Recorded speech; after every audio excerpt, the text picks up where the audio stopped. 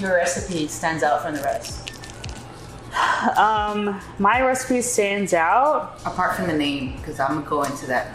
I think it stands out just because it's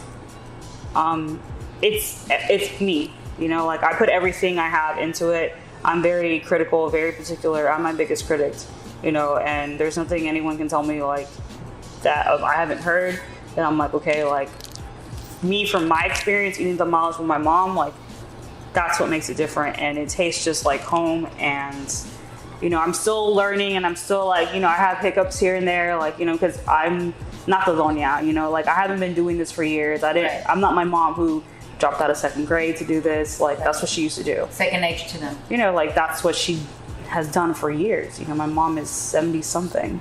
She's made tamales for a long time, for almost 60 years. You know, so I can't even compare. Right. You know, like, and I'm just starting, and I'm 31, so I can just imagine how much better I'm going to be. You know, like once I figure everything out, I'm like, okay. But it's just me. I put love into everything I do, and I always give 100% of myself, and that's what makes it different. Okay. So, did you tell us about what your mom thought the first time she did? We didn't get to that. Right? So let's go back. Your sister tried, and years later, you came around and gave it a shot. So what happened? So it's funny because my mom's never tried my tamales. What? Yeah. She what? She hasn't tried them? Mm-mm. Why?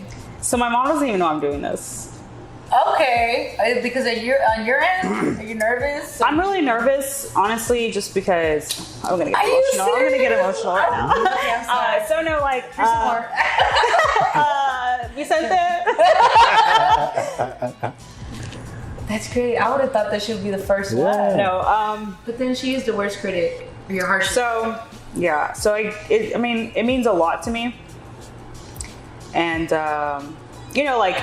Even going to culinary school, like I said, like, it was a big deal. Yeah. You know, like my dad, you know, he loves food, and he didn't accept me going to culinary school until he had, I made him a buffalo chicken sandwich, and he just thought it was the best thing in this world. And I was like, and he still talks about that stupid sandwich to this day. And I'm like, Dad, it was as simple as shit. But I'm like, okay, but he talked about Red House, French Red Hot.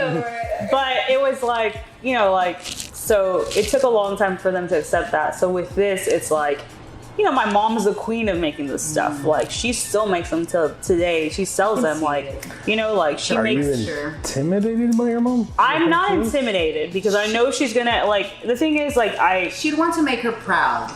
Yeah, but I eventually want to source her for something, just because, like, the whole point of this is to show her that she could have had a restaurant. Pay tribute to her. Yeah, it is. Everything is an homage to something. And it's definitely an homage to my mom. Like, it's even UNDRGRND Kocina. Like, that's an homage to my mom hustling plates and making tamales and selling to my sister's schools and all that stuff. And that's beautiful, man. That's and like, cool. and it's also an homage to, like, you know, our people out there in the streets. Like, there's a reason why there's not ladies out there selling tamales, you know, because it's dangerous. And there's tamale men out there, you know, like, it's an homage to all that.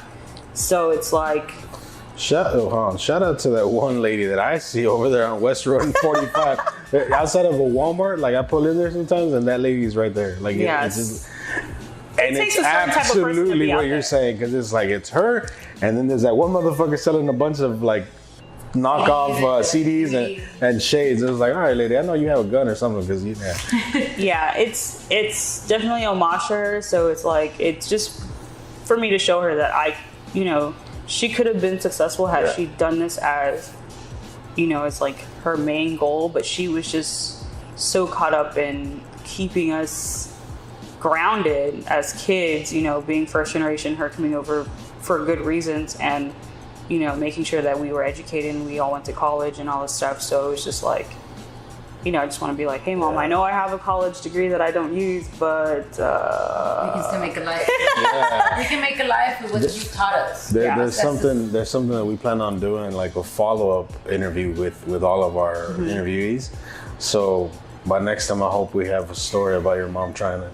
Yeah. So yeah, I mean, definitely have like the idea of like sourcing her, but not to help me like actually make them, because that's the last thing I want her to do. Because I just want her to stop working. Right. But it's like, I just want her to be with me.